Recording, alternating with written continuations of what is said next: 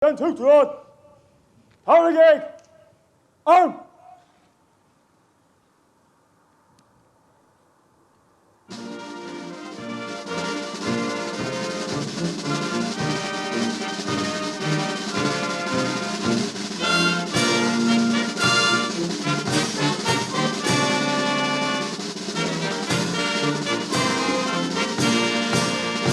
Aristoid, cohielig, coracuna, den anal, hardware, Dane agus build and cogal, den diplomatique, representatives of the National Famine Commemoration Committee, Iana Iliagus a corja. Is cushion dam marok trane heren a vehe gorl a muinterne heren agus iadsan will see marka culture star ne heren is kama kuin quintia ta arhagas muite comora an actori is tavakti beder akis tobberstaka arastara an gortamor Tommy de tut kun kuivna selta basana agus strachelt na nini a kailegar in a treifsha tragodi, a liaga gar muinterne heren cuirter, jedele sula in a mask on Gortamore.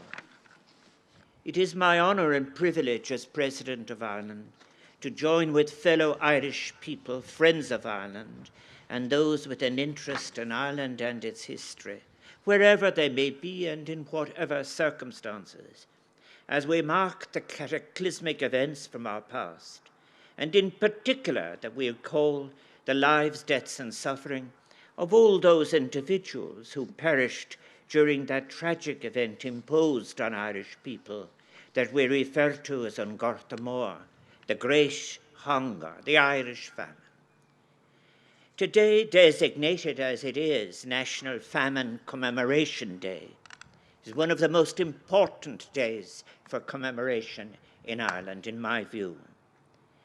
It is an opportunity for the people of this island to reflect on and recall the suffering and loss of that period in our history, to remember those who fled to create new lives abroad, and reflect on the best lessons that we might take from such a recall and how it might influence our contemporary lives and the lives of others.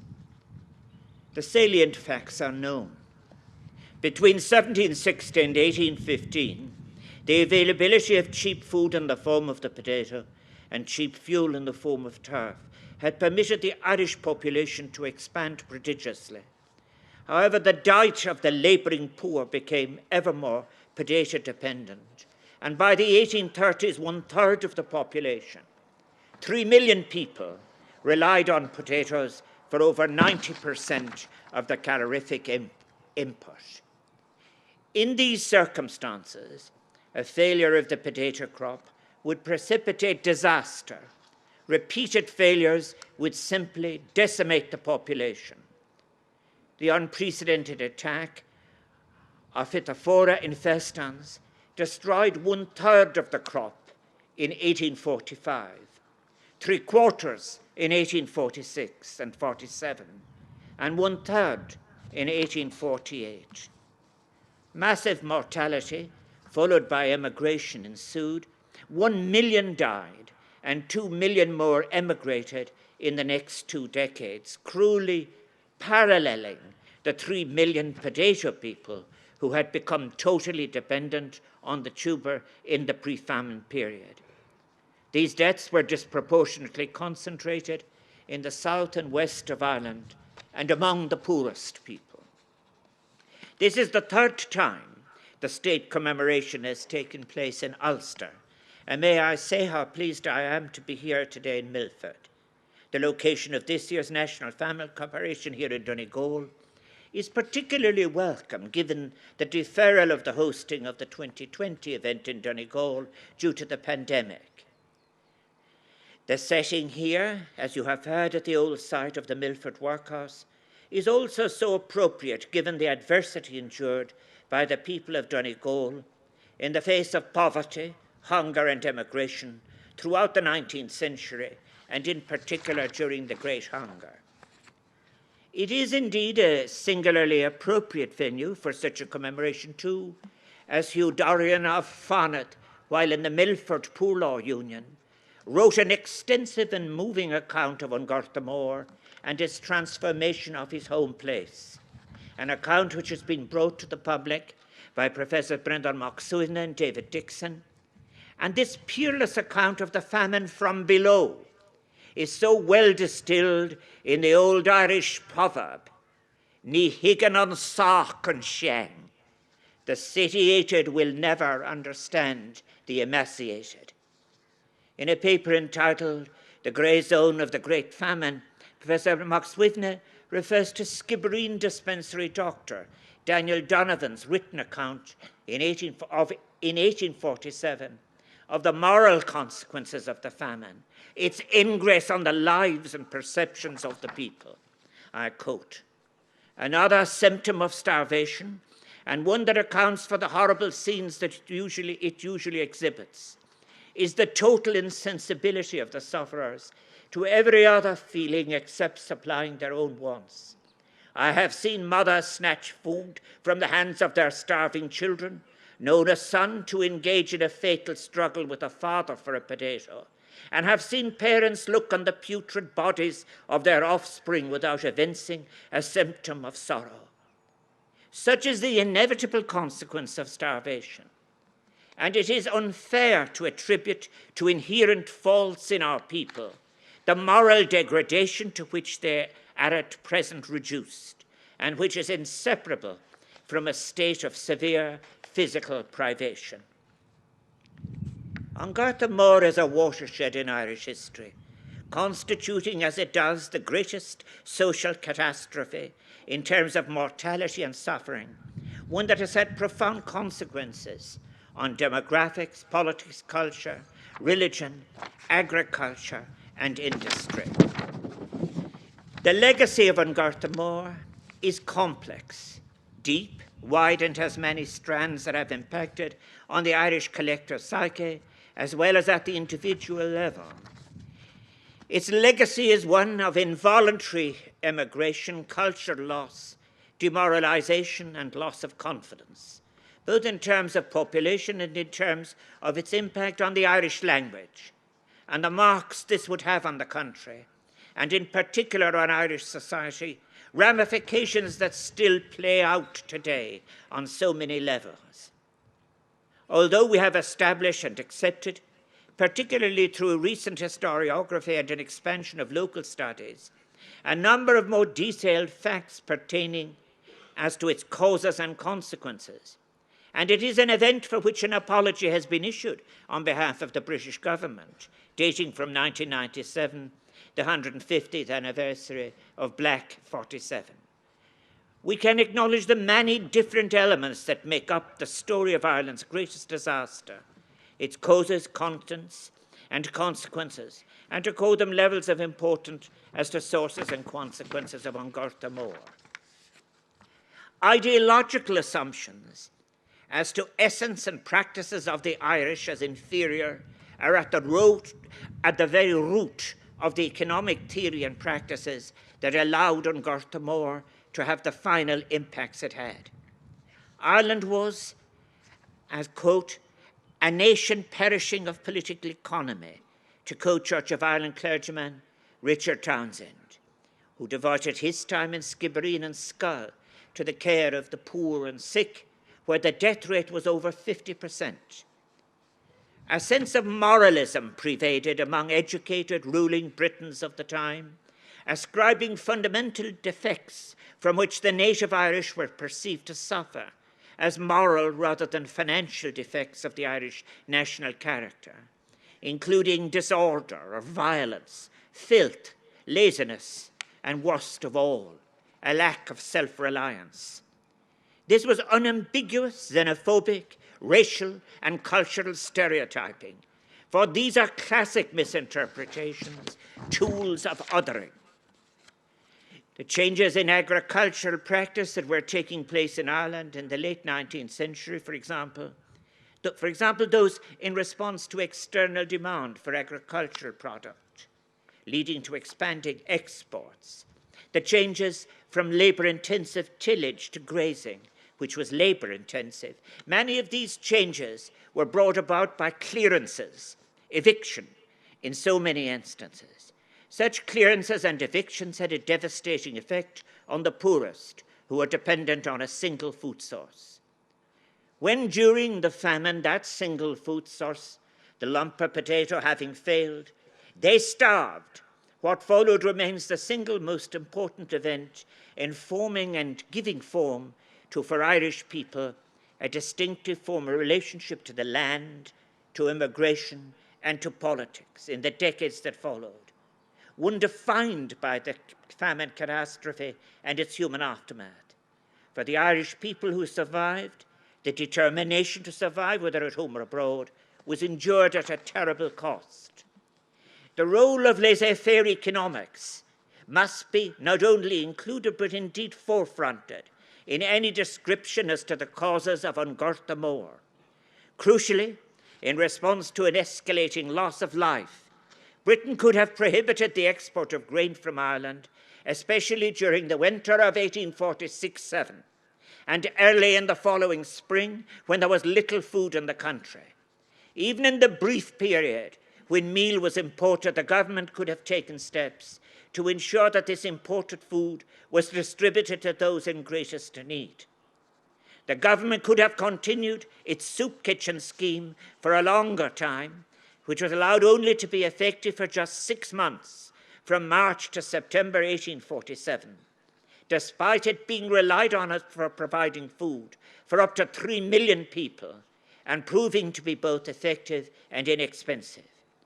The decision by government to end it prematurely was again a policy of non-interventionism, supporting the Whigs' belief as to how government and society should function.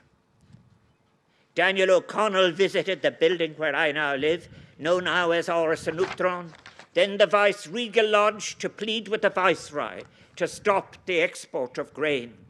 The Nationalist Freeman's Journal, reporting that the delegation had been received very coldly, stated that Lord Heytesbury's attitude to the Irish poor could be summed up by the phrase, "They may starve." Such doctrines of inaction were founded on an ideological and authoritarian tendency of the strength and right to impose that was widely supported in the domain of politics, one that was confident of its place among those who held power, to impose a pernicious economic orthodoxy that would allow for the sanctioning of poverty amidst plenty, conspicuous assumption amidst mass starvation, all rationalized by an ideology that felt unchallenged too in elevating a suggested absolute right of poverty above that of natural law, while consigning an immoral duty of humanity, ethical duty of government, or of even basic concern to passive acts of charity. Such voluntary acts, including those of James Hack Tuke and his son, were indeed of an heroic nature. They, members of the Society of Friends, dying of fever themselves, as Tuke did in the service of the poor of the west of Ireland. Let us not forget, too, that a sense of providentialism guided the policies of the government of the time. Charles Trevelyan, the senior British Treasury official, in charge of famine relief, in his 1848 book, The Irish Crisis, offered the following justification for it all. With the direct stroke of an all-wise and all-merciful providence, the sharp but effectual remedy by which the cure is likely to be effected, one which lays bare the deep and inveterate root of social evil, God grant that the generation to which this great opportunity has been offered may rightly perform its part. This may indeed be a desperate attempt at rationalization of his abandonment of an earlier and desperate effort at importing yellow meal, that was one that was abandoned to comply with government-imposed policy, and the consequences, however, are undeniable. It is when we acknowledge the facts of what has been omitted too often from the generally accepted narrative of An Garta Mór, and speculate on the full ideological content and its influence on policy, that we are best prepared to use our own famine experience in such a way as might generate an appropriately ethical response to the obscenity of recurring famines in our own time in different parts of our shared vulnerable planet. On Garthamore, the famine had a devastating effect on the people of Donegal, where we are gathered today. During the Great Hunger, Donegal had a population of nearly 300,000 people, more than 2/3 of whom were involved in agriculture, using but 1/3 of the county's land. The diet of the time consisted of potatoes and, where available in some areas, herring, salt, stirabout, and milk. Clothing was meagre and wretched. Furniture in the hovels was pitiful, and bedding was scarce. Living conditions were overcrowded and smoky. And there are several European accounts, as well as British ones, reporting on such conditions, particularly in the 1830s.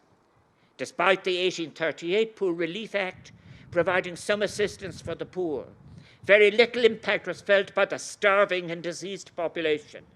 The workhouses failed to provide reasonable living conditions, were substandard and in a poor state.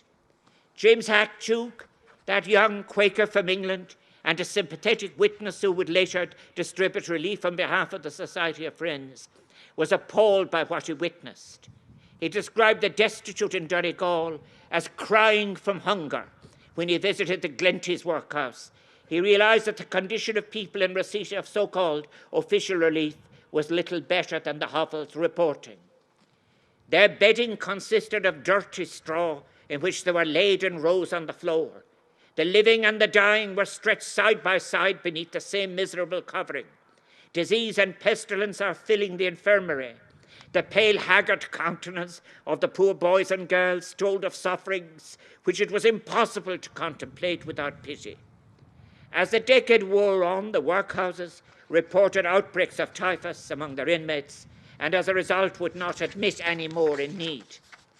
Destitution reigned in Donegal during the harsh winter of 1846-7, despite some relief from a Belfast charitable association. The parish of Glencullen lost 17% of its population through disease, starvation, and emigration. Conditions in Arranmore were described by an American visitor in the same year, 1847. No food, apart from bits of turnip and seaweed, and still the blight continues to spread. Sowing of potatoes had decreased by 90%, and sowing of turnips had increased 8-fold. With workhouses full to capacity, fever and pestilence stretching from Ballyshannon to Moville, high unemployment and relief slow in coming, owing to primitive transportation and the distance from Dublin, which was the centre of famine relief. Emigration to Canada, America, and Scotland was desperately sought, seen as the best route out of the misery for those who could manage to find the fare. Emigration from the region was principally through the port of Derry, creating communities such as the Stranorlar diaspora in places such as Greenock in Scotland, Brunswick in Canada, and elsewhere in Australia and the United States. Owing to this widespread emigration, communities such as Stranorlar grew in strength abroad, and at the height of the famine, emigrants embarking from the port of Derry numbered over 12,000. Of the 80,000 Irish who settled in Scotland between 1846 and 1851, most of whom left from Derry, many landed in Glasgow, but more than half, 41,275, were repatriated back to Ireland by the civic authorities in the subsequent 5 years. In an article entitled Irish Destitution and Disease in Glasgow, the Glasgow Courier newspaper wrote, "Without the slightest exaggeration, this city is now in as bad a condition as respects Irish pauperism and disease as any city or town in the most afflicted districts of Ireland itself. Independent of the infirmary and every other customary receptacle for fever patients being quite filled with these persons, They are to be seen every day squatting in swarms on the riverbanks beside the bridges, and individuals are often found stretched in a state of suffering and covered with rags and filth in the public thoroughfare. In 1850, the death toll of Ungurtamore in County Donegal was in excess of 13,000 people. The death toll across Ulster was approximately 111,000 people.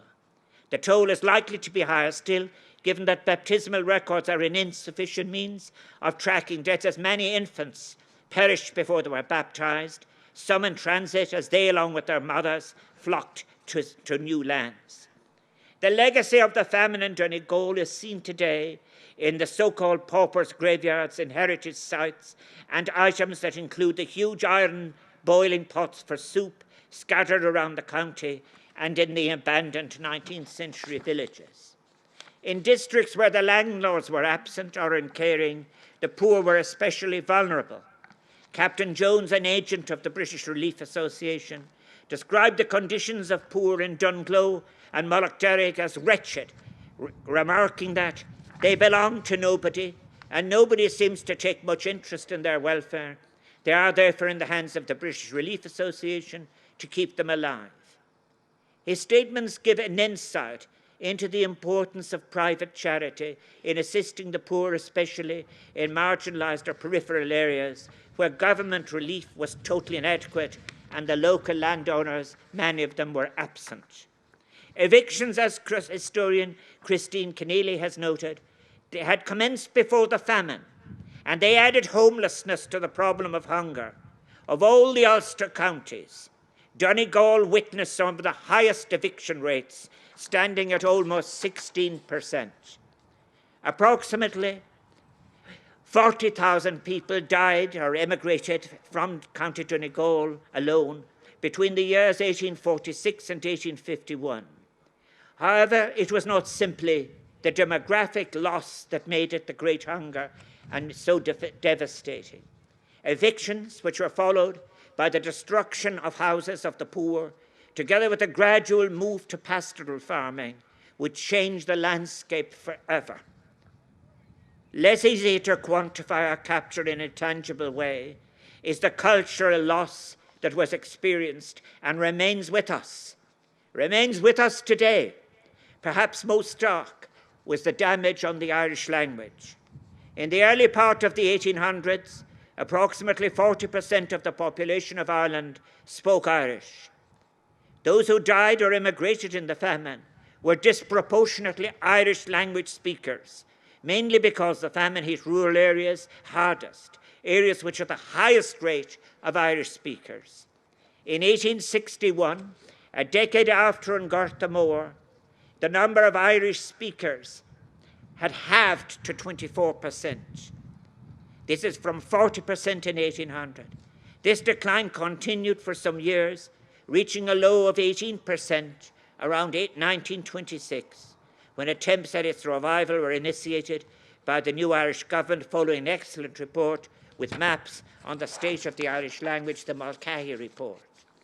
However, as Cormac O'Grotha has remarked, neither O'Connellite nor Fenian brands of nationalism did anything to foster Irish, and by the time a more advanced nationalist ideology adopted the old tongue, it was too late.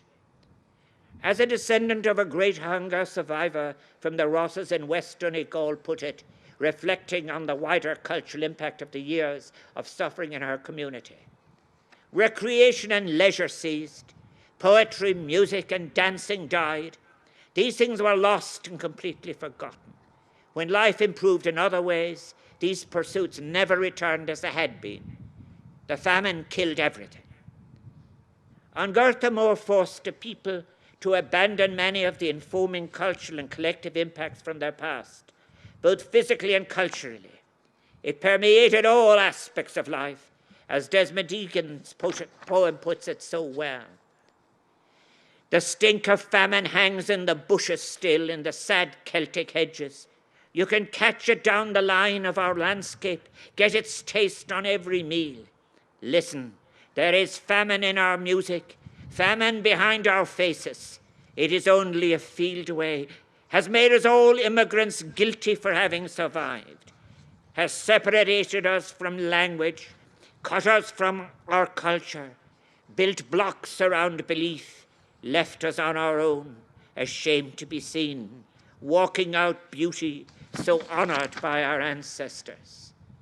One of the most obvious and devastating effects of the famine was emigration.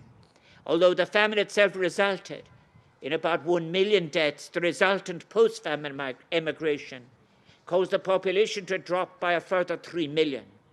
About 1 million of these are estimated to have emigrated in the immediate famine period, with the depression that followed continuing the decline until the second half of the 20th century.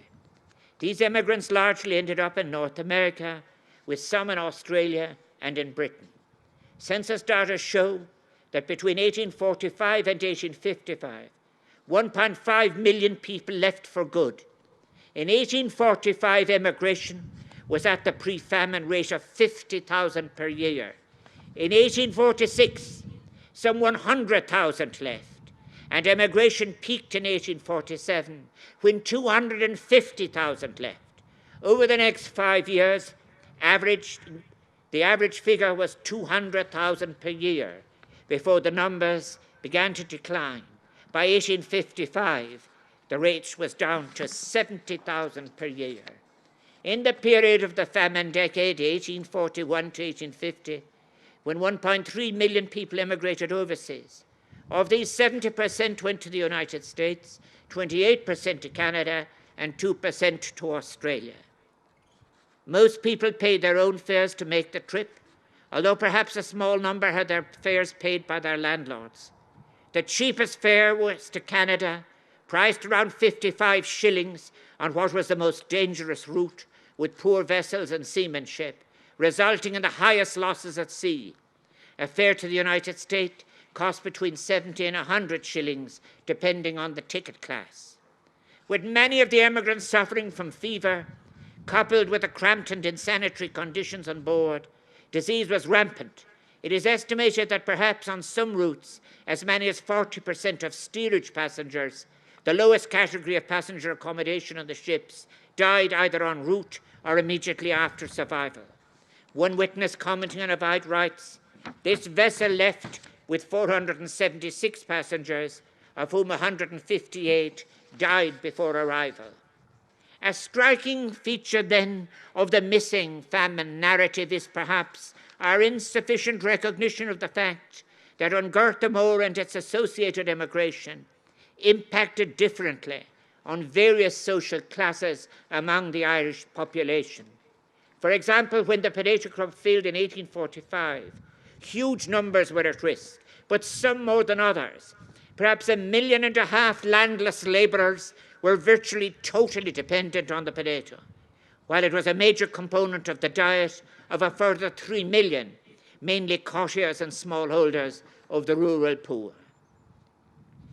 It is worth recalling, too, that many different streams of immigration that constitute 19th century or post-famine families reflected different types of migrants with different capacities, not only in terms of their source or motivation, but in terms of their human and technical disposition. The 1.5 million, for example, who had immigrated earlier between 1815 and 1845 have been described by Garrod O'Toohig as Protestant and prudential. Famine and post-famine migrants, however, were largely desperately seeking survival itself. So while the emigrants of the period of 1545 drew strongly from the northern half of the country and North Munster and included a sizable Protestant element, towards the end of the period, the number of Catholics and the shared counties involved were increasing. Always standing behind our famine experience and the adjustment to it is the issue of land, an omnipresent theme in Irish history. The massive expansion in Ireland's population of 75% between 1780 and 1821 was assisted by the phenomenon of partable inheritance. That is, with a low life expectancy, unions were formed and children born on tiny parcels, people seizing their opportunity for life as fields gave way to families in the post-famine adjustment. The families would give way to fields with one male inheriting, one female marrying, and the rest of the females having, as Arnsberg and Kemble put it, to travel. They would put it like that in 1934. Land hunger went on to dominate Irish society after the famine, influencing Irish politics for all of the remaining century and the early decades of the 20th.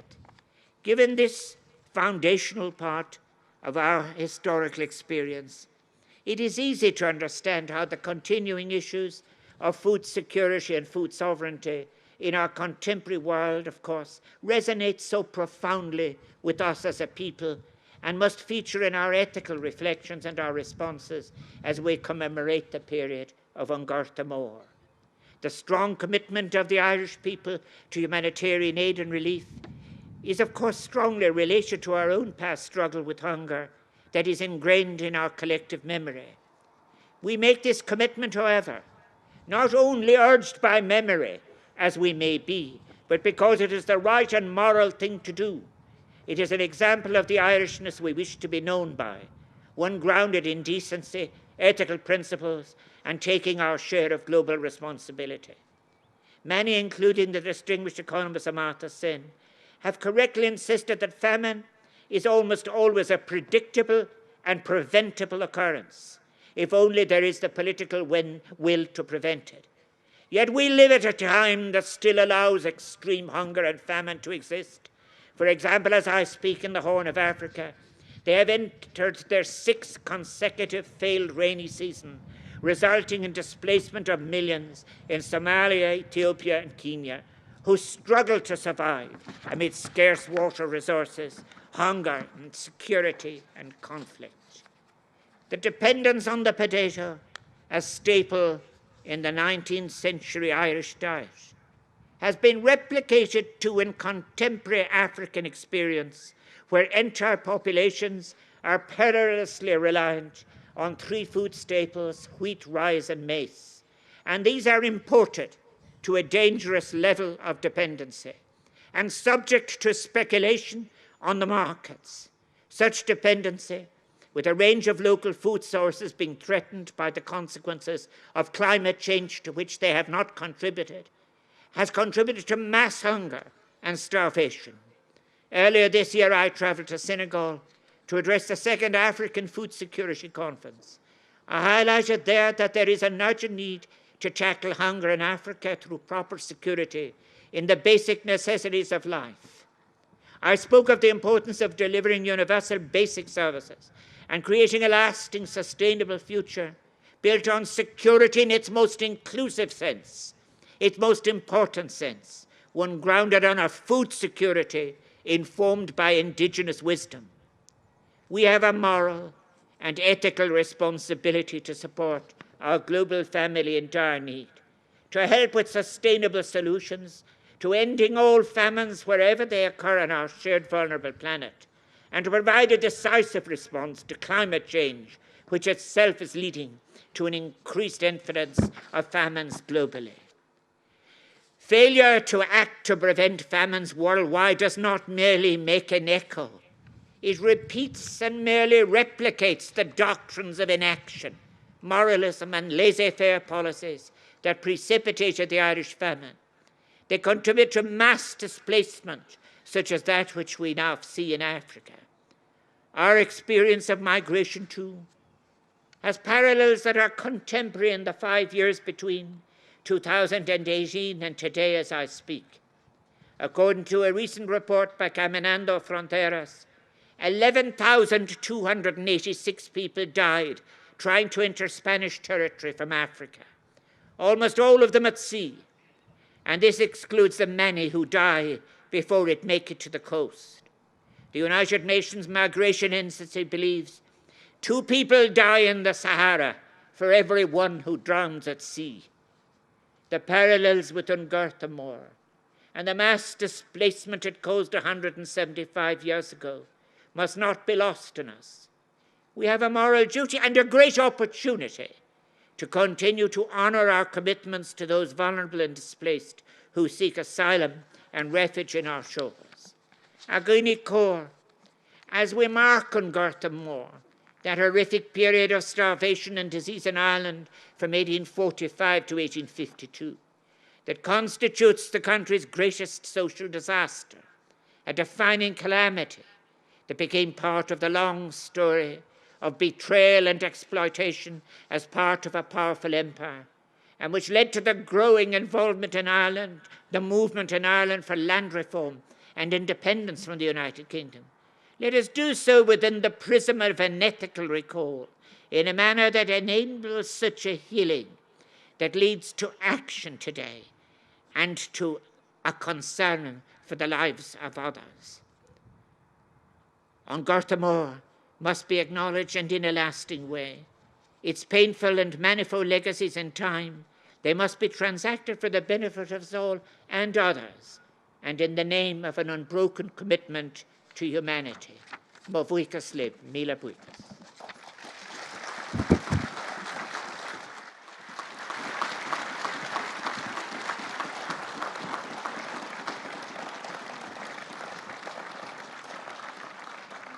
I now invite President Higgins to unveil the commemorative stone and to plant an oak tree in memory of the victims of the Great Famine, and particularly all who died here in Donegal. President Higgins will be assisted by Alessandra Serra from Airhill National School and Nathan King from Creekslaw National School.